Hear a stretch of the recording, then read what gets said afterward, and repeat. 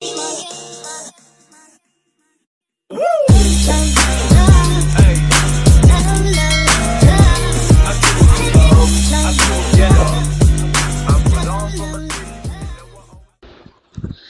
চলে এসেছি ডে 2 এর ওয়েট লস ডে নিয়ে।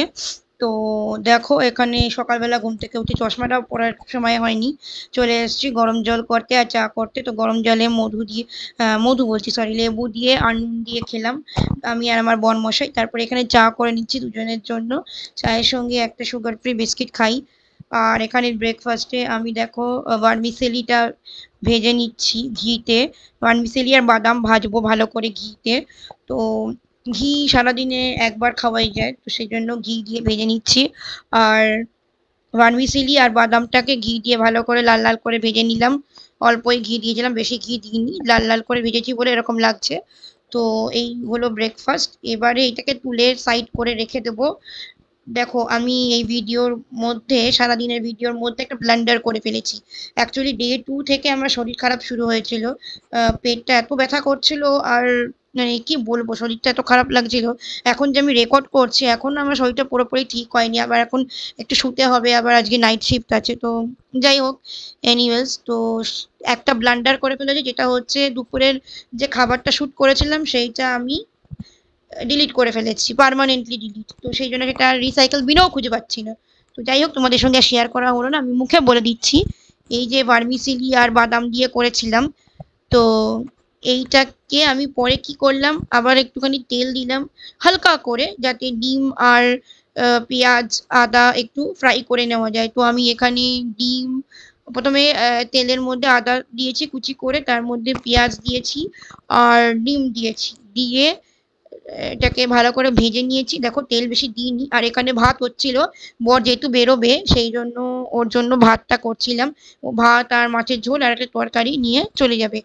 তো সেই ভাতটা করছিলাম, তার মাঝখানে এটা করলাম। দেখো পুরো শুকনো হয়ে গেছে, বেশি তেল খাওয়া তো ভালো না, তাই তেল আর বেশি দিইনি, এরম ভাবেই শুকনো শুকনো করে করলাম। তারপর ওই ভার্মিসেলিটা মিশিয়ে দিলাম, পুরোটা মিশিয়ে দিয়ে এই দেখো এই ভার্মিসেলিটা এখানে রাখা ছিল, এইটাকে পুরোটা ওর সঙ্গে মিশিয়ে দিয়েছি, দিয়ে একসঙ্গে করে আর একটু ভাজা ভাজা মতন করে নিয়ে তারপরে ওটা খেলাম।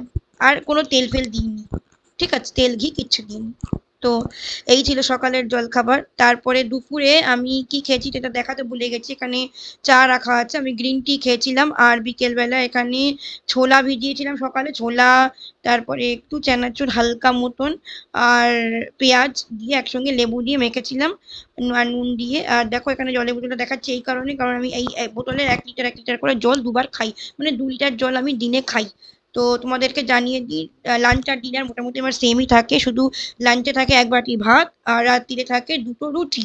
তো আস্তে আস্তে 2টো রুটি থেকে আমি একটা রুটি করে দেবো, আজ থেকেই করে দেবো।